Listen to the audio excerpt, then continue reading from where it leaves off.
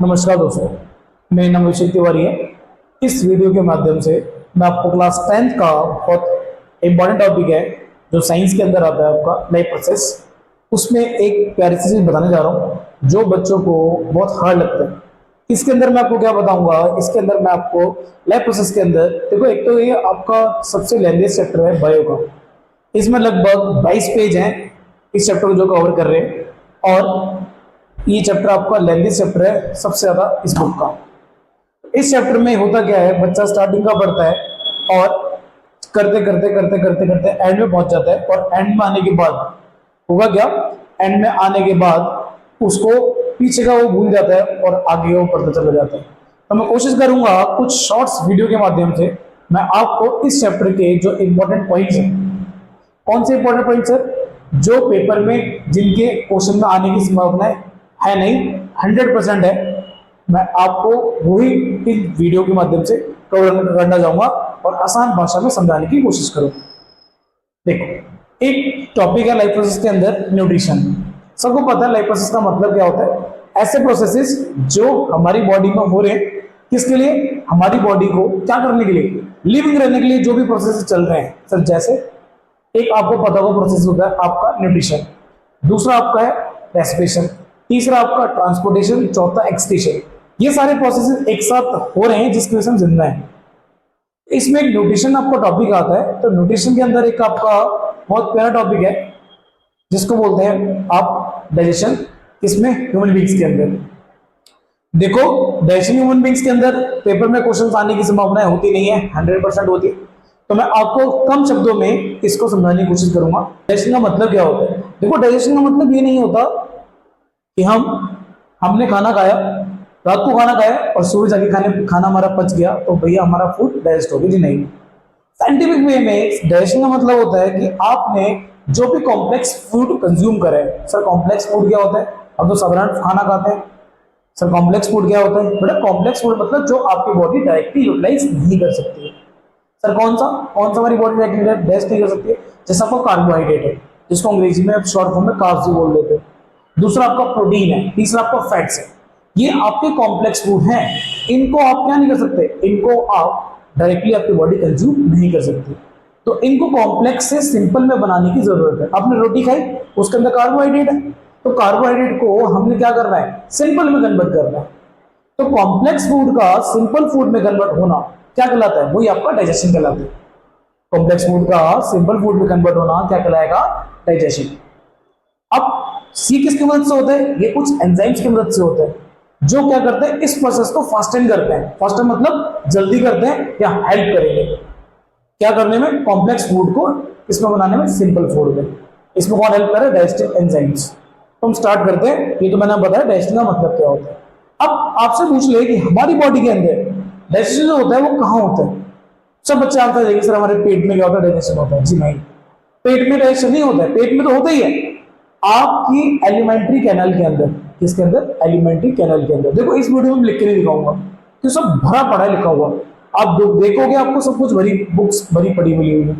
तो मैं आप चाहता हूं आप मेरी बातें सुने ध्यान से, और सुनने के बाद आप उसे इंप्लीमेंट करें, और बुक्स आप रीडिंग पर करेंगे तो आपको चीजें अपने आप क्लियर हो जाएगी। देखो आपसे पूछे डाइजेशन होता क्या है, तो आप आंसर देंगे सर एलिमेंट्री कैनल में होता है।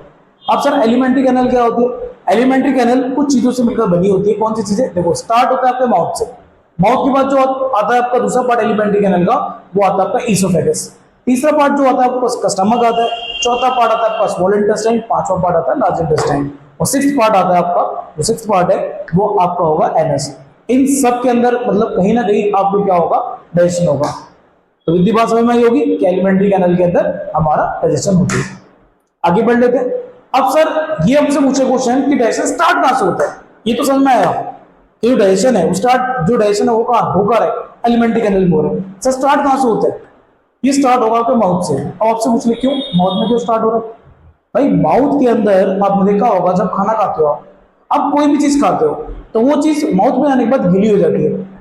सर वो तो सिंपल सी बात है, गीली तो होगी भाई, उसमें खाली वाटर नहीं है। जो आपने खाना खाया, खाना खाते हुए रोटी गीली होगी तो उसका मतलब ये नहीं कि अब उसमें पानी आ गया है। माउथ के अंदर पानी के साथ साथ जो सिक्रीट हुआ है उसमें कुछ डाइजेस्टिव एंजाइम्स है। क्या है, डाइजेस्टिव एंजाइम्स। सॉरी एंजाइम्स क्या होते हैं अभी मैंने थोड़ी देर पहले बताया। डाइजेस्टिव एंजाइम्स क्या होते हैं? डाइजेस्टिव एंजाइम्स आपके कुछ ऐसे बायोकैटलिस्ट होते हैं जो आपकी कॉम्प्लेक्स फूड को सिंपल फूड में कन्वर्ट करेंगे। सिंपल सी बात। अब सर माउथ के अंदर क्यों डाइजेशन स्टार्ट हो रहा है आपने ये तो बताया नहीं।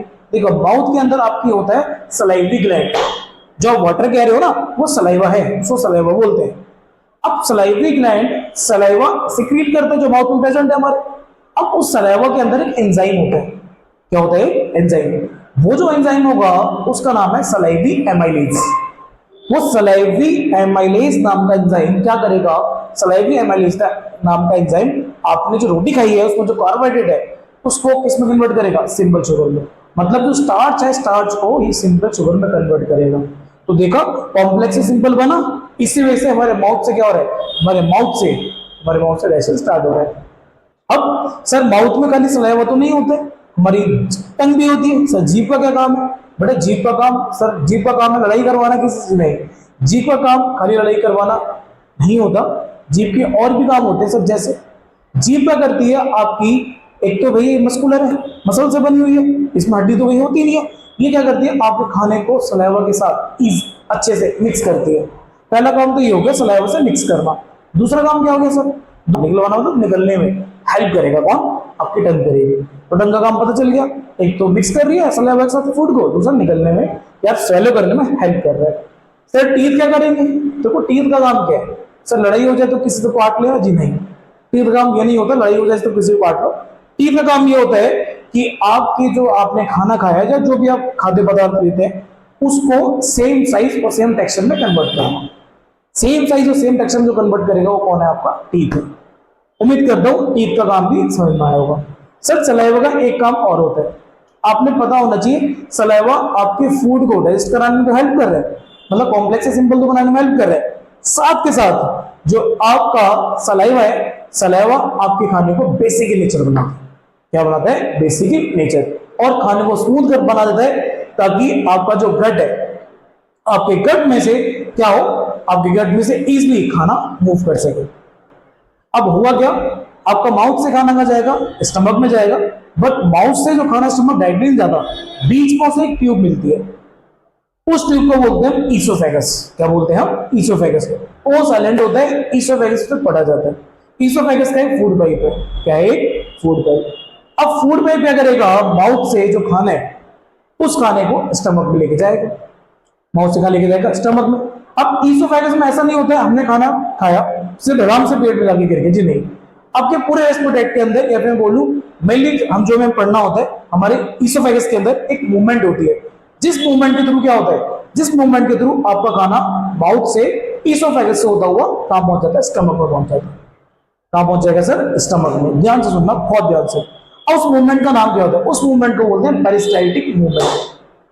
ऐसी मूवमेंट जो फूड पाइप में हो रही है, क्या बोल दूं ईसोफेगस में हो रही है, जिसके थ्रू आपका खाना कहां पहुंच जाता है? आपका खाना पेट में पहुंच जाएगा, आपके स्टमक में पहुंच जाएगा।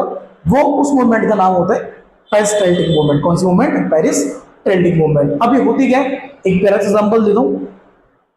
जब आपने कभी नोटिस करा होगा या फिर आपने कभी घर में देखा होगा, टूथपेस्ट होता है। टूथपेस्ट में मान लो टूथपेस्ट खत्म हो गया, आपको आलस लग रहा है दूसरा टूथपेस्ट लेने के लिए, तो आप क्या करते हैं? जो टूथपेस्ट बचा हुआ है, मतलब भैया जो उसमें थोड़ा तो भी बच जाता है, उसे हम क्या करते हैं? उसे हम राउंड राउंड करते करते करते करते करते करते ब्राउन राउंड करते करते उसे पिचका के आगे की तरफ लेके आ जाते हैं। तो भाई हो क्या रहा है? अच्छा उसे पीछे से पिचका रहे हो तो क्या हो रहा है? आगे की तरफ जा रहा है।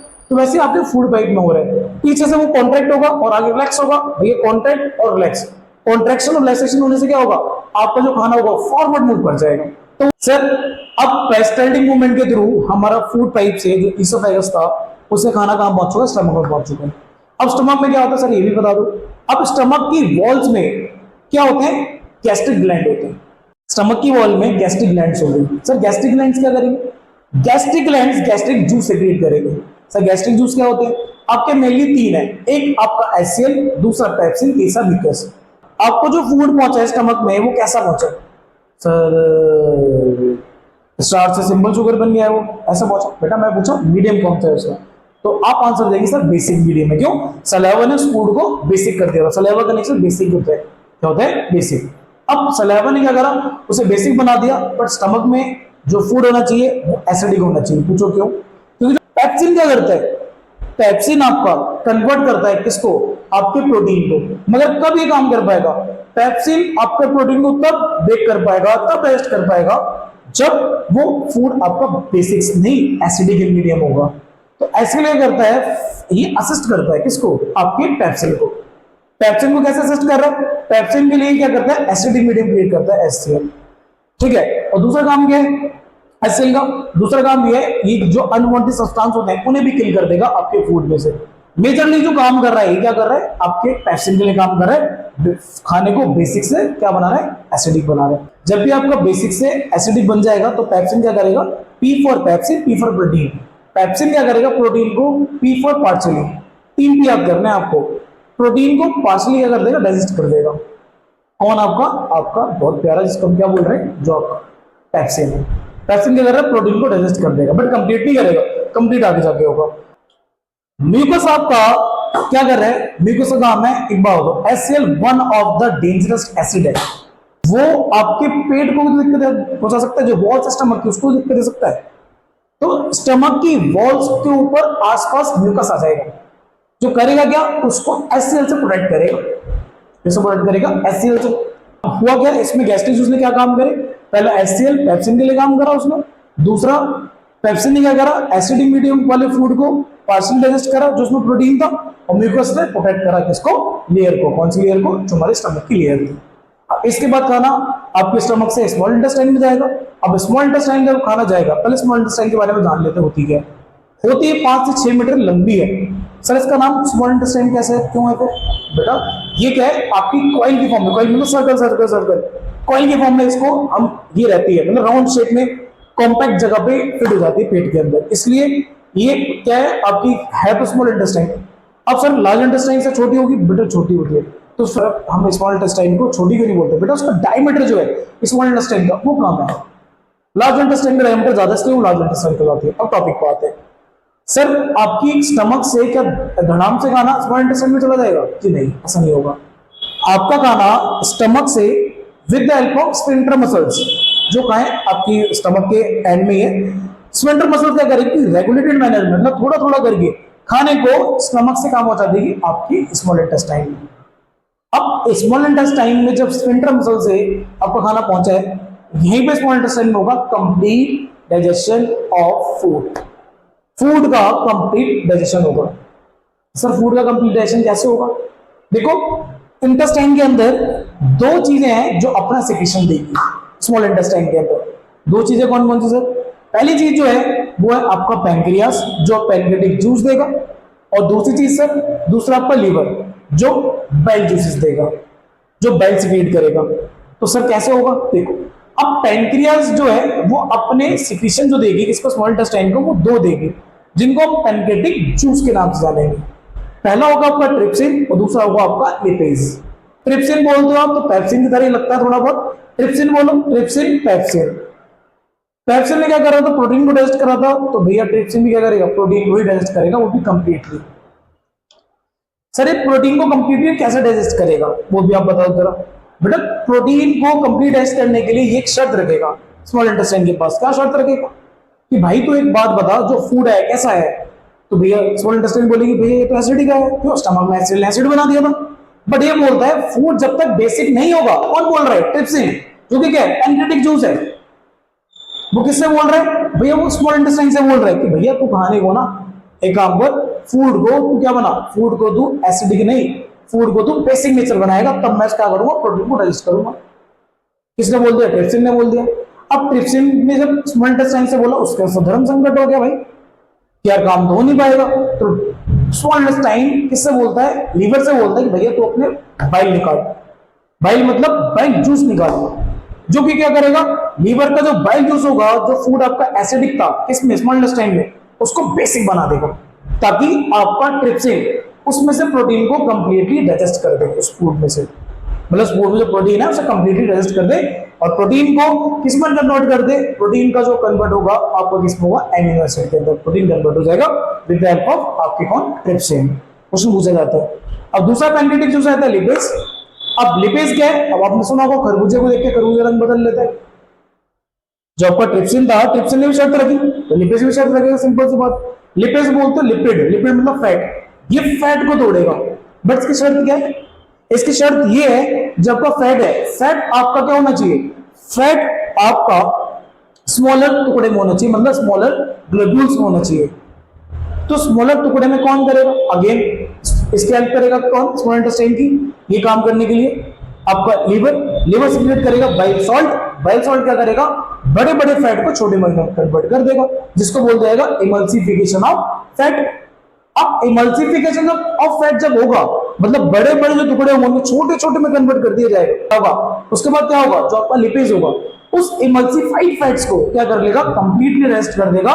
जो कि अंदर आपका दो चीज बनेगी, एक बनेगा फैटी एसिड, दूसरा ग्लिसरॉल बनेगा। क्या बनेगा? Fatty acid and glycerol. अब कुछ इंटेस्टाइन भी जूस निकालेगा अपने, उसके नाम आपके एनसीईआरटी में नहीं है क्लास 10th की। इंटेस्टाइनल जूसेस क्या करेंगे?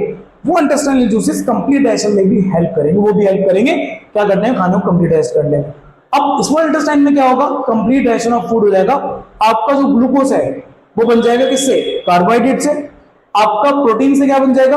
Amino acid. और आपका फैट से क्या बन जाएगा? Fatty acid and glycerol. और आपकी जो स्मॉल इंटेस्टाइन होती है, एसिड जाइन होती है, उसके पास विलाई होता है, जो कि क्या है? एक फिंगर लाइक प्रोजेक्शन है, जो कर आपकी जो स्मॉल इंटेस्टाइन है उसके अंदर सरफेस एरिया इंक्रीज कर देगा, ताकि क्या हो? आपका जो खाना है वो क्या हो सके? मतलब जो डाइजेस्टिव फूड है वो एब्जॉर्ब हो सके। उन विलाई के पास ब्लड वेसल्स होते हैं, वो ब्लड वेसल्स उस खाने को पूरी बॉडी में लेकर चले जाते हैं, जो नेक्स्ट टॉपिक पढ़ेंगे रेस्पिरेशन। अब जो अनडाइजेस्टेड फूड था, जिसका कुछ भी नहीं हुआ, जो एब्जॉर्ब नहीं करा किसने? स्मॉल इंटेस्टाइन ने, वो आपका स्मॉल इंटेस्टाइन से लार्ज इंटेस्टाइन में जाएगा, और लार्ज इंटेस्टाइन में कुछ नहीं हो रहा, बस आपकी जो अनडाइजेस्टेड फूड है उसमें से क्या निकाला जा रहा है? उसमें से वाटर निकाला जाएगा। अनडाइजेस्टेड फूड में से जो वाटर निकाला है, अब वो वाटर एब्जॉर्ब कर लिया जाएगा इंटेस्टाइन द्वारा, लार्ज इंटेस्टाइन द्वारा वो उसे एब्जॉर्ब कर लेगी। उसके बाद आपका undigested food with the help of anus बाहर चला जाएगा, बट जो रेगुलेट करेगा उसका नाम है एनल स्फिंक्टर। एनल स्फिंक्टर उसको रेगुलेट करेगा क्या करने में? उसको बाहर जाने में। ठीक है, किसके थ्रू जा रहा है? एनएस के थ्रू जा रहा है, बट जो इसे रेगुलेट कर रहा है एनल स्फिंक्टर है।